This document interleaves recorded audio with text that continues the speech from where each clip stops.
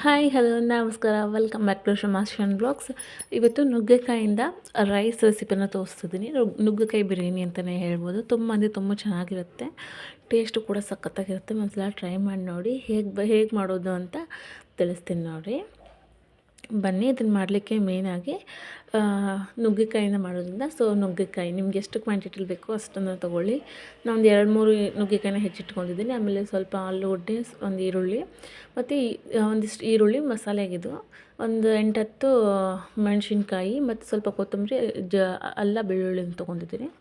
ಇವಾಗ ಸ್ಟವ್ ಮೇಲೆ ಒಂದು ಪಾತ್ರೆನ ಇಟ್ಕೊಂಡು ಸ್ವಲ್ಪ ಕೊತ್ತಂಬರಿನ ತೊಗೊಂಡಿದ್ದೆ. ಇವಾಗ ಪಾತ್ರೆ ಇಟ್ಕೊಂಡು ಪಾತ್ರೆಗೆ ಸ್ವಲ್ಪ ಶುಂಠಿ ಬೆಳ್ಳುಳ್ಳಿ ಬಿಟ್ಟು ಮಿಕ್ಕಿದನ್ನೆಲ್ಲ ಹಾಕಿ ಚೆನ್ನಾಗಿ ಫ್ರೈ ಮಾಡಿ ಎತ್ತಿಟ್ಕೊಳ್ಳಿ. ಫ್ರೈ ಮಾಡಿ ಎತ್ತಿಟ್ಟ ನಂತರ ಇವಾಗ ಅದನ್ನು ಗ್ರೈಂಡ್ ಮಾಡಬೇಕು. ಗ್ರೈಂಡ್ ಮಾಡಲಿಕ್ಕೆ ಸ್ವಲ್ಪ ಶುಂಠಿ ಬೆಳ್ಳುಳ್ಳಿ ಕೊತ್ತಂಬರಿ, ಸ್ವಲ್ಪ ರುಚಿಗೆ ತಕ್ಕಷ್ಟು ಉಪ್ಪನ್ನ ಹಾಕಿ ಚೂರು ಉಪ್ಪನ್ನ ಹಾಕಿ ಫೈನ್ ಪೇಸ್ಟ್ ಮಾಡ್ಕೊಂಬನ್ನಿ. ಮಸಾಲೆಗೆ ಇದಕ್ಕೇನು ಕೊಬ್ಬರಿ ಏನು ಬೇಡ, ಇಷ್ಟೇನಿದೆ ಚೆನ್ನಾಗಿರುತ್ತೆ ಟೇಸ್ಟು. ಒಂದ್ಸಲ ಟ್ರೈ ಮಾಡಿ. ಇವಾಗ ಸ್ಟವ್ ಮೇಲೆ ಒಂದು ಪಾತ್ರೆನ ಇಟ್ಕೊಂಡು ಚೆನ್ನಾಗಿ ಎಣ್ಣೆ ಹಾಕಿದ ನಂತರ, ಎಣ್ಣೆ ಎಲ್ಲ ಕಾದ ನಂತರ ಒಂದು ಏಲಕ್ಕಿ, ಒಂದು ಚಕ್ಕೆ, ಒಂದು ಲವಂಗ ಮತ್ತು ಒಂದು ಫ್ಲವರ್ನ ಹಾಕಿದ್ದೀನಿ. ಪಲಾವ್ ಎಲೆ ಹಾಕಿದ್ದೀನಿ. ಹಾಕಿ ಅದು ಚೆನ್ನಾಗಿ ಬಾಡಿದ ನಂತರ ಇವಾಗ ಇದಕ್ಕೆ ಈರುಳ್ಳಿನ ಸೇರಿಸ್ತಿದ್ದೀನಿ. ಹೆಚ್ಚಿಟ್ಟಿರುವಂಥ ಈರುಳ್ಳಿನ ಸಹ ಸೇರಿಸ್ಕೋಬೇಕು ಚೆನ್ನಾಗಿ. ಯಾರೆಲ್ಲ ನನ್ನ ಚಾನಲ್ನ ಫಸ್ಟ್ ಟೈಮ್ ನೋಡ್ತಿದ್ದಾರ ಪ್ಲೀಸ್ ಶಮಾಶನ್ ಬ್ಲಾಗ್ಸ್ನ ಸಬ್ಸ್ಕ್ರೈಬ್ ಮಾಡ್ಕೊಂಡು ನೋಡಿ. ಹಾಗೆ ಪಕ್ಕದಲ್ಲಿರೋ ಬೆಲ್ಲೈಕನ್ನ ಕ್ಲಿಕ್ ಮಾಡಿ ಆಲ್ ಅಂತ ಸೆಲೆಕ್ಟ್ ಮಾಡ್ಕೊಳ್ಳಿ. ಹೀಗೆ ಮಾಡೋದ್ರಿಂದ ನಾನು ಹಾಕೋ ಪ್ರತಿಯೊಂದು ವೀಡಿಯೋ ನೋಟಿಫಿಕೇಷನ್ ನಿಮ್ಗೆ ತಲುಪುತ್ತೆ. ಹಾಗೆ ವೀಡಿಯೋದ ಬಗ್ಗೆ ಏನು ಅನ್ನಿಸ್ತು ಅಂತ ಕಮೆಂಟಲ್ಲಿ ತಿಳಿಸಿ. ಮತ್ತು ನಿಮ್ಮ ಫ್ರೆಂಡ್ಸ್ ಆ್ಯಂಡ್ ಫ್ಯಾಮಿಲಿ ಜೊತೆ ವೀಡಿಯೋ ಶೇರ್ ಮಾಡಿ. ನೋಡಿ, ಇವಾಗ ಈರುಳ್ಳಿನ ಹಾಕಿ ಚೆನ್ನಾಗಿ ಬಾಡಿಸ್ಕೊಂಡಿದ್ದೀನಿ.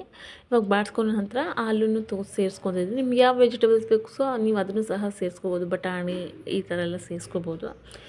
ಜಸ್ಟ್ ಆಲೂ ಅಷ್ಟೇ ಸೇರಿಸಿದ್ದೀನಿ. ಆಲೂಗಡ್ಡೆ ಟೊಮ್ಯಾಟೊ ಹಾಕಿ ಫ್ರೈ ಮಾಡಿದ ನಂತರ ತೊಗೊಂಡಿರೋಂತಹ ನುಗ್ಗೆಕಾಯಿನೂ ಸಹ ಸೇರಿಸಿ ಚೆನ್ನಾಗಿ ಮಿಕ್ಸ್ ಕೊಟ್ಟು ಒಂದು 10 ನಿಮಿಷ ಹೀಗೆ ಕ್ಲೋಸ್ ಮಾಡಿಬಿಡಿ. ಸ್ವಲ್ಪ ಎಣ್ಣೆಲ್ಲೇ ಇಡೀಲಿ ನುಗ್ಗೆಕಾಯಿ ಅನ್ನೋಕ್ಕೆ. ಈ ರೀತಿ ಸಾಫ್ಟ್ ಆದ ನಂತರ ಇವಾಗ ಇದಕ್ಕೆ ಗರಂ ಮಸಾಲ ಮತ್ತು ರುಬ್ಬಿಟ್ಕೊಂಡಿರೋ ಪೇಸ್ಟನ್ನ ಸೇರಿಸ್ಕೋಬೇಕು. ಫಸ್ಟು ಪೇಸ್ಟನ್ನ ಸೇರಿಸ್ಕೊಳ್ಳಿ, ರುಬ್ಬಿಟ್ಕೊಂಡಿರೋಂಥದ್ದು. ಹಸಿಮೆಣ್ಸಿನ್ಕಾಯಿ ಮತ್ತು ಈರುಳ್ಳಿ ಹಾಕಿ ರುಬ್ಬಿಟ್ಕೊಂಡಿರ್ತೀವಲ್ವ, ಅದನ್ನು ಸೇರಿಸ್ಕೊಳ್ಳಿ. ಸೇರಿಸ್ಕೊಂಡ ನಂತರ ಇದಕ್ಕೆ ಒಂಚೂರು ನೀರು ಹಾಕಿ ಇದನ್ನು ಸಹ ಅಂದರೆ ವೆಜಿಟೇಬಲ್ಸ್ ಎಲ್ಲ ಹಿಡಿಯೋ ಕಾರಣಕ್ಕಾಗಿ ಚೂರು ನೀರು ಹಾಕಿ ಅದನ್ನು ಸಹ ಒಂದು 5 to 10 ಮಿನಿಟ್ಸ್ ಬಾಯ್ಲ್ ಆಗಲಿಕ್ಕೆ ಕೈ ಬಿಡಿ. ಚೆನ್ನಾಗಿ ಬಾಯ್ಲ್ ಆಗಲಿ ಅದು. ಈ ರೀತಿ ಚೆನ್ನಾಗಿ ಬಾಯ್ಲ್ ಆದ ನಂತರ ಇವಾಗ ಇದಕ್ಕೆ ರುಚಿಗೆ ತಕ್ಕಷ್ಟು ಉಪ್ಪು ಮತ್ತು ಗರಂ ಮಸಾಲ. ನಾನಿಲ್ಲಿ ಗರಂ ಮಸಾಲ ಬಂದುಬಿಟ್ಟು ಸಾಂಬಾರು ಮಸಾಲನ ಯೂಸ್ ಮಾಡ್ತಿಲ್ಲ, ಮಟನ್ ಮಸಾಲಾನ ಯೂಸ್ ಮಾಡ್ತೇನೆ. ಟೇಸ್ಟ್ ನನಗೂ ಸಖತ್ತಾಗಿರುತ್ತೆ. ನೀವು ಬಿರಿಯಾನಿ ಮಸಾಲ ಸಹ ಇದ್ದರೂ ಸಹ ಅದನ್ನು ಸೇರಿಸ್ಕೊಳ್ಳಿ. ಒಂದು 2 ಸ್ಪೂನು ಬಿರಿಯಾನಿ ಮಸಾಲಾನ ಸೇರಿಸಿ ಸ್ವಲ್ಪ ಅರಿಶಿನ ಹಾಕಿದ್ದೀನಿ. 1/4 ಸ್ಪೂನ್ ಅರಿಶಿನ ಹಾಕಿ ರುಚಿಗೆ ತಕ್ಕಷ್ಟು ಉಪ್ಪನ್ನ ಸಹ ಸೇರಿಸಿದೆ. ಖಾರ ಮೆಣಸಿನ್ಕಾಯಿ ಹಾಕಿರೋದ್ರಿಂದ ಇಷ್ಟೇ ಸಾಕು ಅಂತ ಬಿಟ್ಟೆ. ಒಂದು ಸ್ವಲ್ಪ ತುಪ್ಪನ ಸೇರಿಸ್ಕೋಬೋದು ನೀವು.